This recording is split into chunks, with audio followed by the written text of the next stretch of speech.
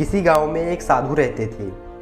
वह जब भी नाचते थे तभी बारिश होती थी। इसलिए गांव के लोगों को जब भी बारिश की ज़रूरत होती ये साधु के पास जाते हैं और उनसे अनुरोध करते हैं कि आप नाचें। और वह जब भी नाचते थे तो बारिश ज़रूर होती थी। उन दिनों 4 लड़के शहर से गांव घूमने आए थे।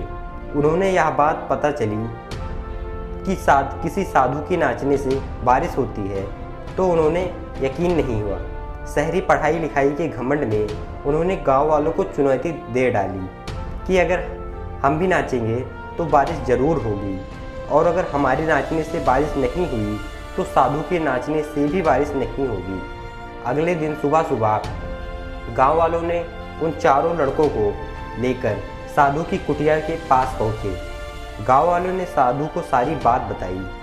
फिर उन लड़कों ने नाचना शुरू किया।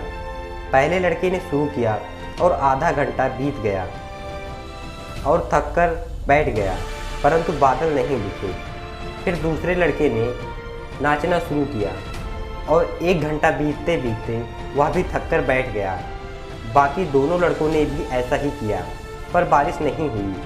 अब साधु की बारी थी। उन्होंने नाचना शुरू किया। 1 घंटा बीत गया पर बारिश नहीं हुई। फिर साधु नहीं रुका, वह नाचता ही रहा। नाचते नाचते 2 घंटे बीत गए पर बारिश नहीं हुई। 4 घंटे बीत गए पर बारिश नहीं हुई, लेकिन साधु तो रुकने का नाम ही नहीं ले रहे थे। धीरे धीरे शाम ढलने लगी और बादलों की गड़गड़ाहट सुनाई देने लगी। थोड़ी देर बाद जोरों की बारिश होने लगी। यह देखकर चारों लड़के दंग रह गए और तुरंत साधु से क्षमा मांगी। फिर चारों लड़कों ने साधु से पूछा, भला ऐसा क्यों?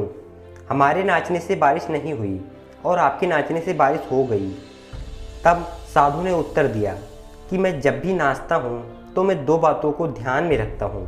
पहली बात, मैं यह सोचता हूँ कि अगर मैं नाचूंगा तो बारिश को होना ही पड़ेगा, और दूसरी बात, मैं तब तक नाचूंगा जब तक बारिश ना हो जाए। सफलता पाने वालों में यही गुण विद्यमान रहते हैं।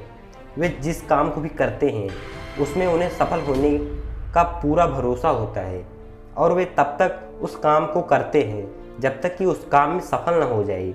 इसलिए अगर हमें सफलता हासिल करनी है तो इस साधु की तरीके अपने लक्ष्य को प्राप्त करना होगा। Thanks for watching and love you all.